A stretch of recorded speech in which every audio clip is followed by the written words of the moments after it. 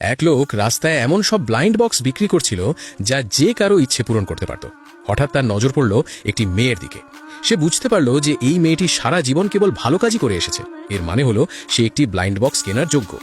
সেই লোকটি শুধু দুই ধরনের মানুষকেই ব্লাইন্ড বক্স বিক্রি করত, হয় খুব ভালো মানুষ, না হয় খুব খারাপ মানুষ।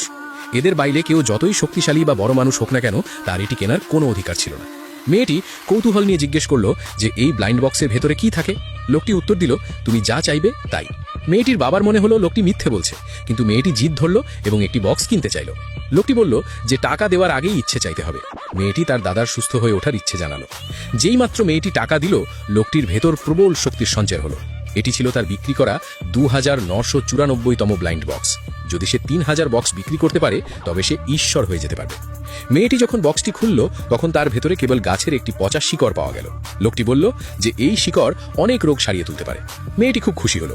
বাবার মনে হলো তার মেয়ে প্রতারিত হয়েছে এবং তিনি তাকে সেখান থেকে টেনে নিয়ে যেতে চাইলেন। কিন্তু মেয়েটি আদরের সুরে বলল তাকে আরও একটি বক্স কিনতে দিতে। লোকটি জানালো যে দ্বিতীয় বক্সটির দাম হবে $2,00,000। বাবার নিজের উপরই রাগ হলো, কিন্তু মেয়ের জিদ দেখে তিনি টাকা দিয়ে দিলেন। লোকটির শক্তি আরও বেড়ে গেল। এবার মেয়েটি ইচ্ছে জানালো যেন সে অনেক শক্তিশালী হয়ে ওঠে। বক্সটি খোলা হলে এর ভেতর একটি পুরনো ও ছেঁড়া বই পাওয়া গেল। আশপাশের মানুষ মেয়েটিকে বোকা ভাবতে শুরু করলো, কিন্তু মেয়েটি বইয়ে লেখা বিষয়গুলো নিজের মধ্যে আয়ত্ত করতে শুরু করলো।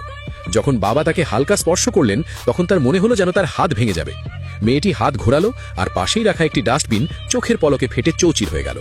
মেয়েটি আরও বক্স কিনতে চাইছিল, কিন্তু লোকটি বলল যে একজন মানুষ কেবল 3টি বক্সই কিনতে পারে। মেয়েটি মন খারাপ করে সেখান থেকে চলে গেল। এরপর সেখানে একজন গুন্ডা এলো। সেও একটি ব্লাইন্ড বক্স কিনল এবং ইচ্ছে জানালো যেন সে অঢেল ধন সম্পদ পায়। কিন্তু বক্সটি খোলার সাথে সাথেই সেখান থেকে কালো ধোঁয়া বেরিয়ে এলো এবং তাকে এর জন্য বড় ধরনের মূল্য চোকাতে হবে।